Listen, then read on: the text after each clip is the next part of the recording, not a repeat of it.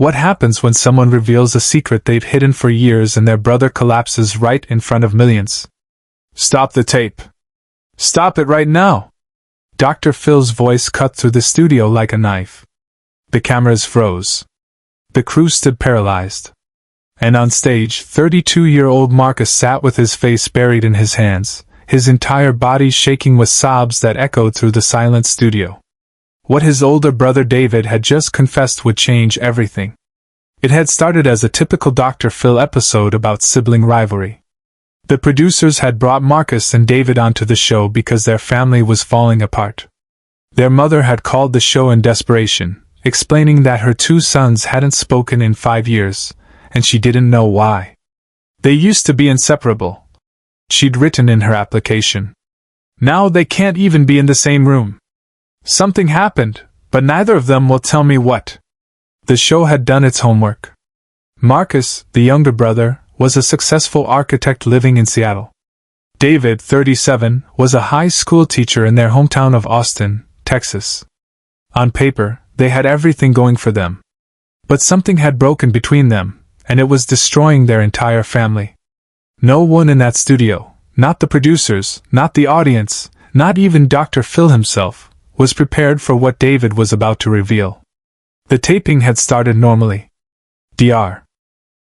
Phil introduced the brothers, who sat in separate chairs, refusing to look at each other.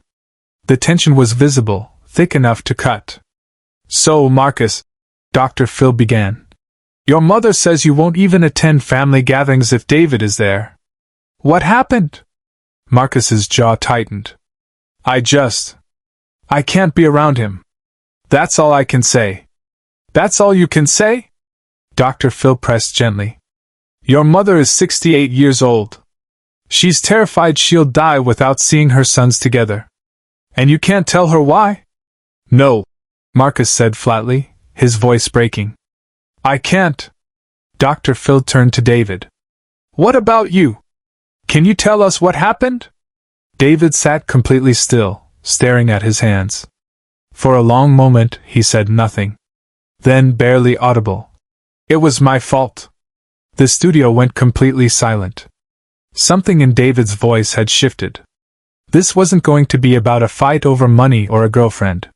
This was something else entirely. Your fault? Dr. Phil leaned forward. What was your fault, David?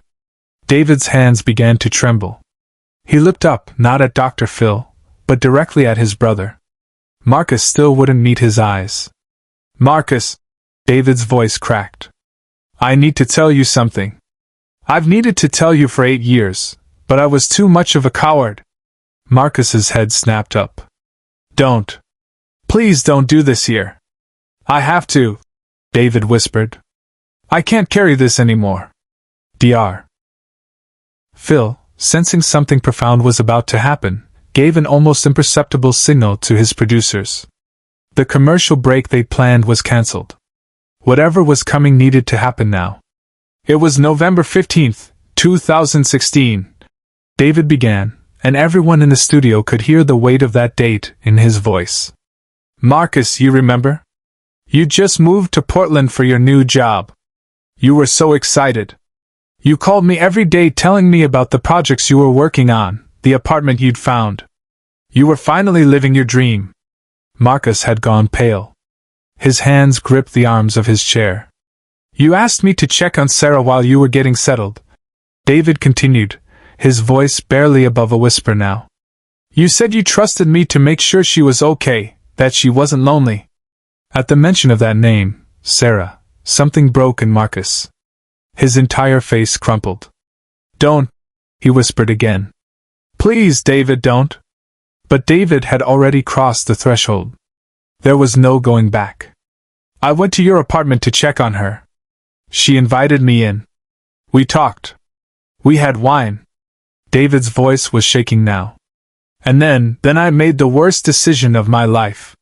The studio had gone from silent to airless. Even the crew members had stopped moving. Dr. Phil sat completely still, his eyes moving between the two brothers. I slept with Sarah, David said, and the words fell like stones. Your fiancée. The woman you were going to marry. I betrayed you in the worst way a brother can betray another brother. Marcus made a sound that wasn't quite a word, more like a wounded animal. His hands flew to his face, and his shoulders began to shake with sobs that came from somewhere deep and broken inside him. And that's when Dr. Phil stood up and said the words that would stop everything. Stop the tape. The cameras went dark. The red recording lights blinked off. Dr. Phil walked directly to Marcus, crouching beside his chair, placing a hand on his shoulder. The audience sat frozen, many wiping tears from their own eyes. Hold on. Dr. Phil said softly to Marcus. Just hold on for a minute. Then he turned to David, his voice still gentle but with steel underneath. Is there more? David nodded, tears streaming down his face. She called you that night? Do you remember? You were working late, and she called you crying. You thought she was upset about the move, about being alone. Marcus's sobs intensified. She was crying because of what we'd done. David continued. And when you asked her what was wrong, she lied to you. We both lied to you. Dr. Phil made a decision in that moment that would define the entire episode. He called for a production halt and brought the show's therapist team backstage.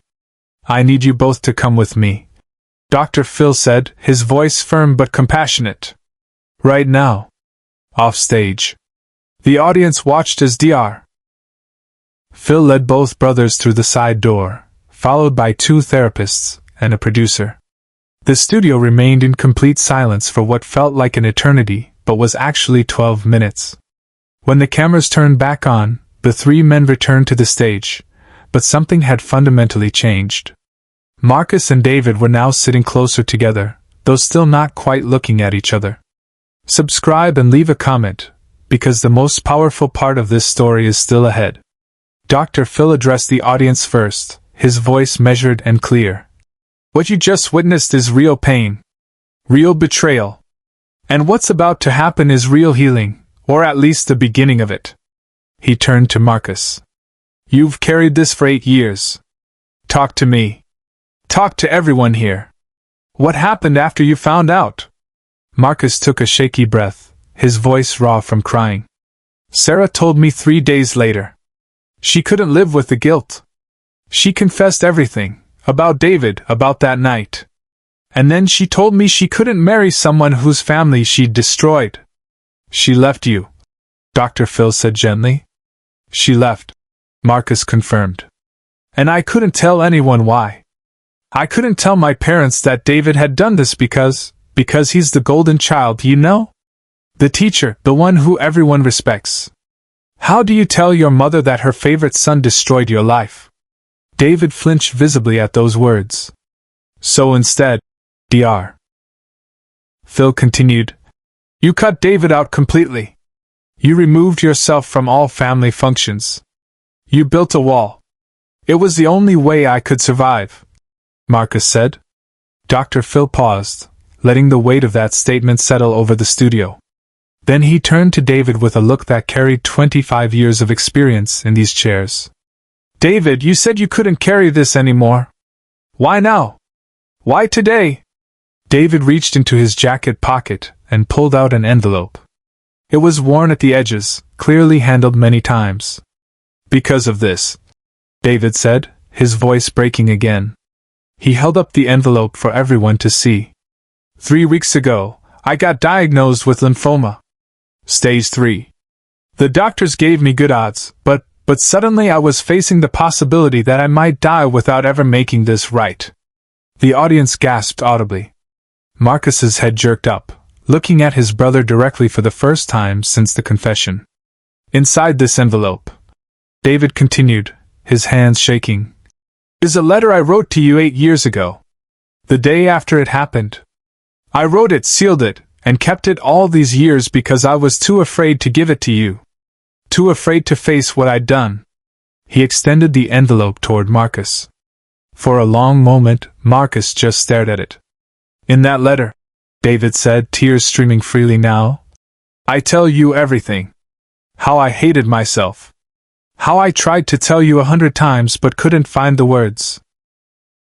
How I watched you disappear from our family and knew it was my fault but still couldn't be brave enough to fix it. Marcus reached out slowly, his hand trembling, and took the envelope. The entire studio held its breath. Dr. Phil leaned forward, his voice softer than anyone had ever heard it on the show.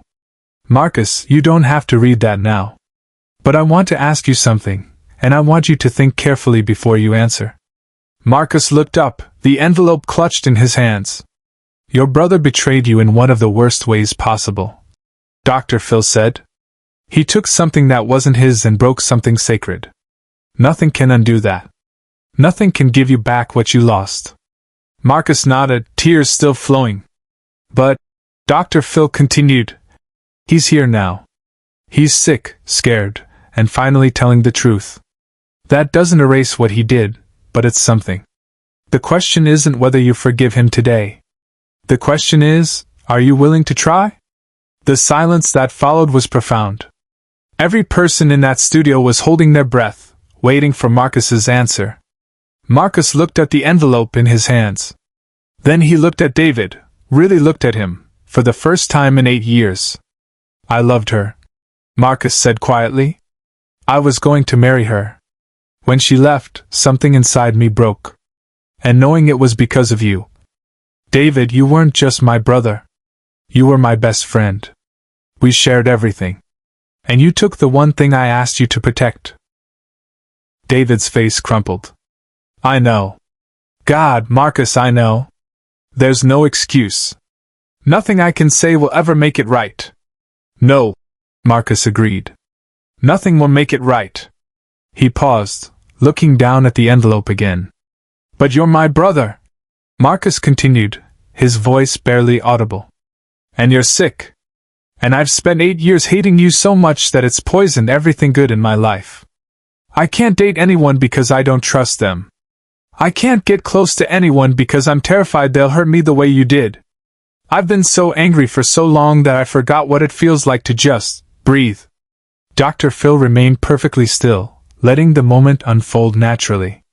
I'm not ready to forgive you, Marcus said, looking directly at David now. I don't know if I'll ever be ready. But I don't want to hate you anymore. I can't. It's killing me. David nodded, unable to speak through his tears. So I'll try, Marcus said finally. I'll try to find a way past this. Not for you. Not even for Mom. But for me. Because I can't live like this anymore. And then something happened that no one, not the producers, not the audience, not even Dr. Phil, had scripted or anticipated. Marcus stood up.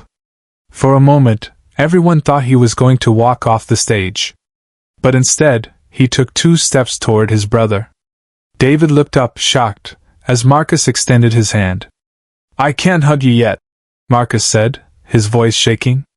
But I can shake your hand. Can we start there? David stood up so fast he almost knocked over his chair. He grabbed his brother's hand with both of his own, holding on like a drowning man.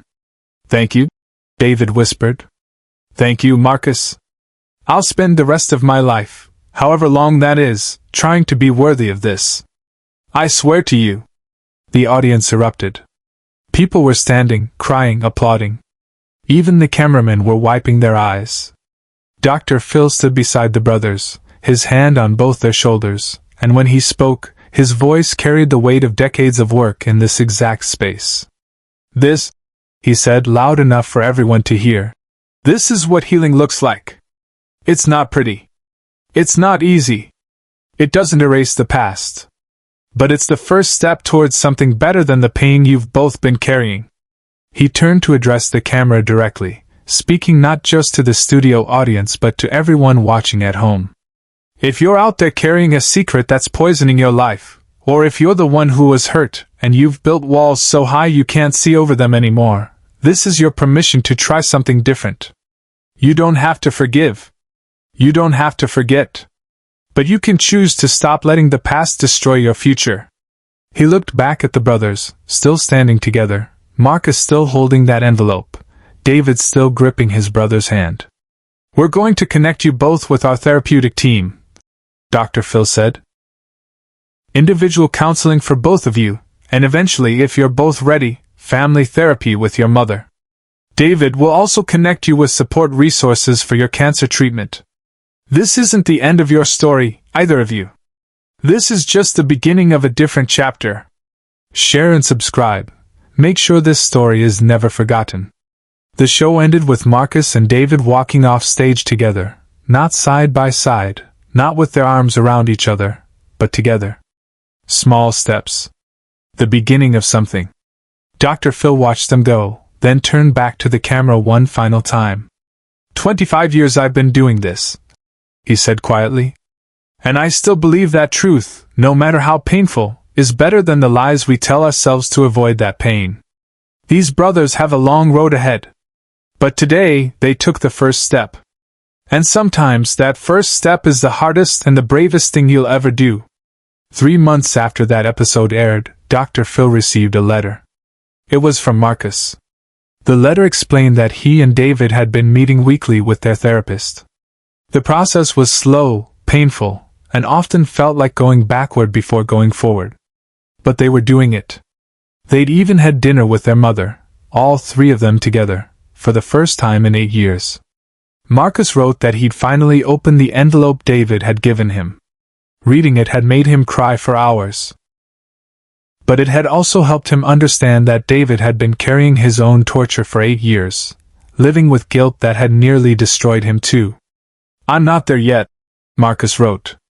I don't know if we'll ever be as close as we were before. But we're brothers again. And that's something I never thought I'd be able to say. The letter ended with a single sentence that Dr. Phil kept on his desk for the rest of his career. Thank you for stopping the tape. Thank you for making us face the truth. Because sometimes, the most powerful thing you can do is stop everything and make space for the truth to finally breathe.